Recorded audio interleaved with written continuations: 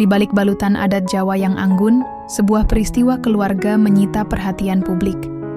Bukan semata karena kemegahannya, melainkan karena nama besar yang menyertainya. Hari itu, Dharma Mangkuluhur Hutomo, cucu dari Presiden kedua Republik Indonesia, resmi mengikat janji suci. Sebuah pernikahan yang bukan hanya menyatukan dua insan, tetapi juga membawa kita menelusuri kembali jejak panjang keluarga Cendana, keluarga yang pernah berada di pusat kekuasaan Indonesia.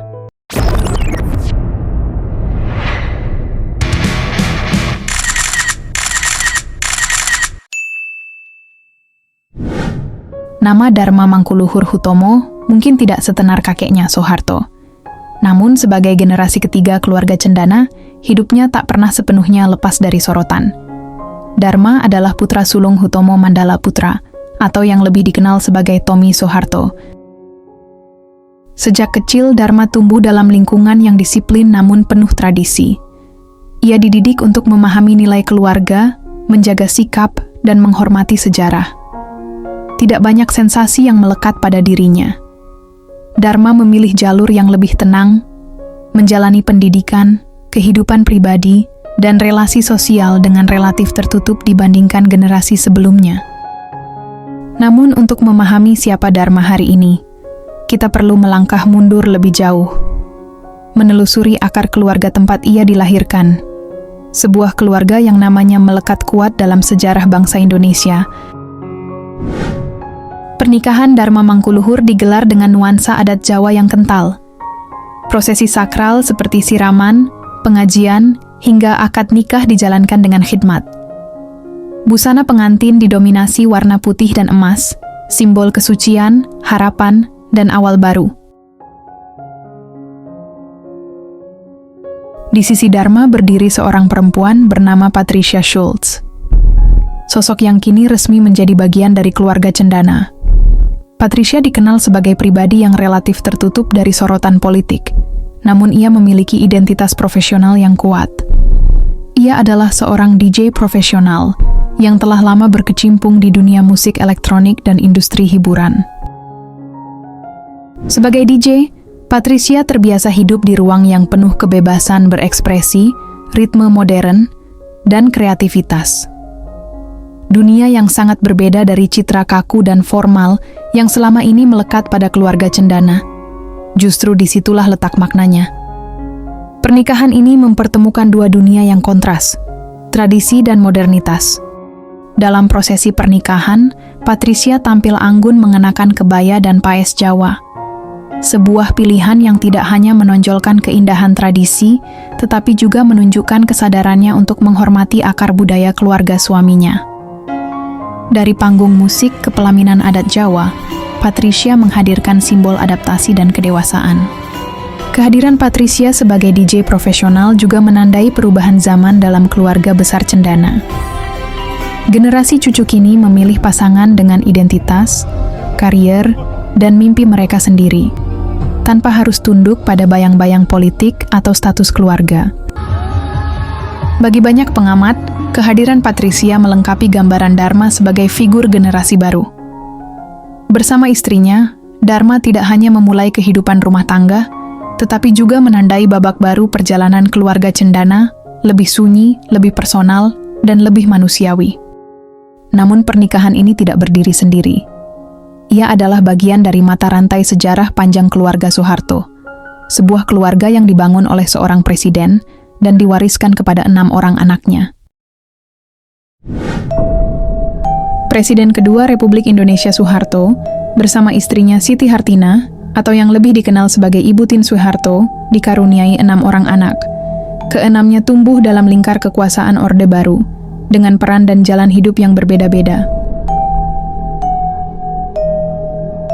Hutomo Mandala Putra atau Tommy Soeharto lahir sebagai putra bungsu Presiden kedua Republik Indonesia. Sejak muda, hidupnya berada di bawah lampu sorot. Kekuasaan, privilege, dan ekspektasi melekat sejak ia belum cukup dewasa untuk memilih. Anak sulung adalah Siti Hardianti Rukmana atau Tutut Soeharto. Ia dikenal aktif di dunia politik dan sosial, pernah menjabat sebagai Menteri Sosial pada akhir masa pemerintahan Orde Baru. Anak kedua, Sigit Haryoyudanto, lebih banyak bergerak di dunia bisnis dan relatif menjauh dari panggung politik, meski tetap dikenal sebagai bagian penting keluarga Cendana. Anak ketiga, Bambang Trihatmojo, juga dikenal sebagai pengusaha dengan berbagai kiprah dan kontroversi bisnis di era Orde Baru. Anak keempat adalah Siti Hediati Haryadi atau Titik Soeharto. Ia menikah dengan Prabowo Subianto dan hingga kini aktif di dunia politik, menjadi figur publik yang masih kerap disorot media. Anak kelima adalah Hutomo Mandala Putra atau Tommy Soeharto. Sosok yang paling sering menjadi sorotan, baik karena kiprah bisnisnya, kontroversi hukum, maupun perjalanan hidupnya yang penuh gejolak. Anak bungsu adalah Siti Hutami Endang Adiningsih atau Mamik Soeharto yang memilih kehidupan lebih tertutup dan jarang tampil di hadapan publik. Dari keenam anak inilah lahir generasi cucu keluarga Cendana. Dan Dharma Mangkuluhur adalah salah satu di antaranya, cucu dari anak kelima Presiden Soeharto. Tommy menikahi Tata Cahyani pada tahun 1997 di masa Orde Baru masih berdiri kokoh.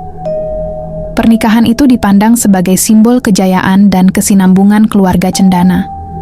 Namun hanya setahun setelah pernikahan itu, Indonesia memasuki era reformasi.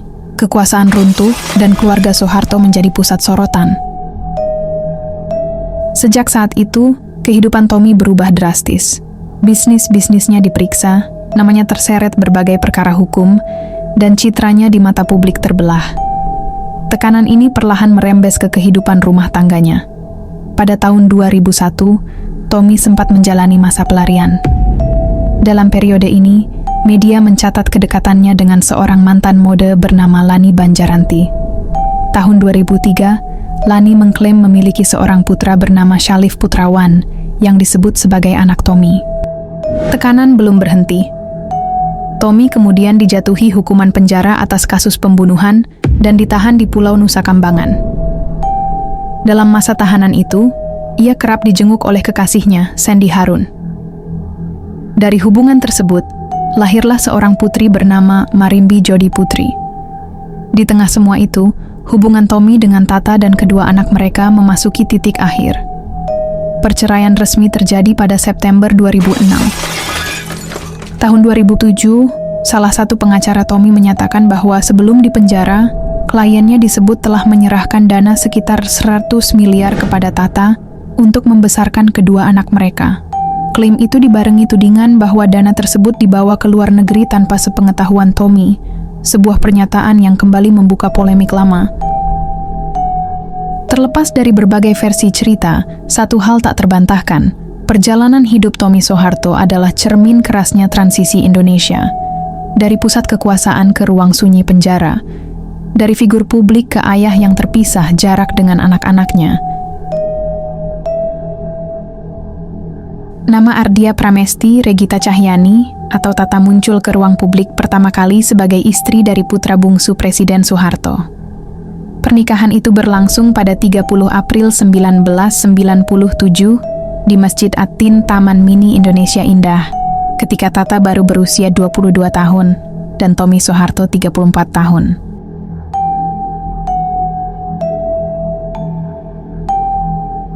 Tata bukan hanya menantu keluarga Cendana. Ia juga berasal dari darah bangsawan Jawa, sebagai Canggah Mangkunegara kelima. Sebuah latar belakang yang membuat pernikahan itu seolah mempertemukan dua garis sejarah besar. Kekuasaan Orde Baru dan aristokrasi Jawa. Namun kehidupan di balik pagar Cendana tidak selalu semegah yang terlihat. Setelah hampir 9 tahun membina rumah tangga dan dikaruniai 2 anak yakni Dharma Mangkuluhur Hutomo dan Radiana Gayanti Hutami, Tata mengambil keputusan besar. Pada 15 Mei 2006, ia mengajukan gugatan cerai. Alasan resmi perceraian tidak pernah diungkapkan secara rinci ke publik. Pengadilan hanya mencatat adanya ketidakharmonisan rumah tangga. Namun konteks waktu memberi petunjuk yang jelas. Saat itu, Tommy Soeharto berada dalam pusaran tekanan hukum, sorotan media, dan bayang-bayang masa lalu keluarga Cendana yang belum selesai. Dalam proses hukum perceraian, Tata meminta dan akhirnya mendapatkan hak asuh penuh atas kedua anaknya. Keputusan ini kemudian diperkuat hingga tingkat Mahkamah Agung, meski sempat ada upaya hukum lanjutan dari pihak Tommy. Tak lama setelah gugatan cerai diajukan, Tata memilih meninggalkan Indonesia. Ia menetap di Singapura, sebuah keputusan yang oleh banyak pengamat dianggap sebagai langkah untuk melindungi anak-anaknya dari sorotan media dan beban nama besar keluarga. Di negeri seberang, Tata membangun ulang hidupnya. Ia menjalani peran sebagai ibu tunggal, membesarkan Dharma dan Radiana dalam lingkungan yang lebih privat, jauh dari hiruk-pikuk politik dan kontroversi. Ia juga disebut sempat terlibat dalam berbagai aktivitas kreatif dan bisnis, meski memilih menjaga jarak dari pemberitaan. Tahun-tahun berlalu, Tata perlahan menemukan keseimbangan hidup baru. Ia tidak lagi dikenal semata sebagai mantan menantu presiden, tetapi sebagai perempuan yang memilih berdiri di atas kakinya sendiri. Keluarga Cendana hari ini bukan lagi keluarga yang sama seperti beberapa dekade lalu. Tidak ada lagi kekuasaan politik di tangan, tidak pula dominasi di panggung negara. Yang tersisa adalah keluarga besar dengan sejarah panjang lengkap dengan prestasi, luka, dan pelajaran. Pernikahan Dharma Mangkuluhur seakan menjadi simbol babak baru. Generasi cucu tumbuh dengan jarak dari politik praktis, lebih fokus pada kehidupan pribadi, pendidikan, dan nilai-nilai keluarga. Di balik sorotan media dan nama besar, pernikahan ini pada akhirnya adalah tentang dua manusia yang memilih berjalan bersama. Tentang komitmen, kesetiaan, dan harapan membangun keluarga. Bagi Dharma Mangkuluhur, ini adalah awal hidup baru, bukan sebagai cucu presiden, bukan sebagai anak tokoh kontroversial, tetapi sebagai seorang suami.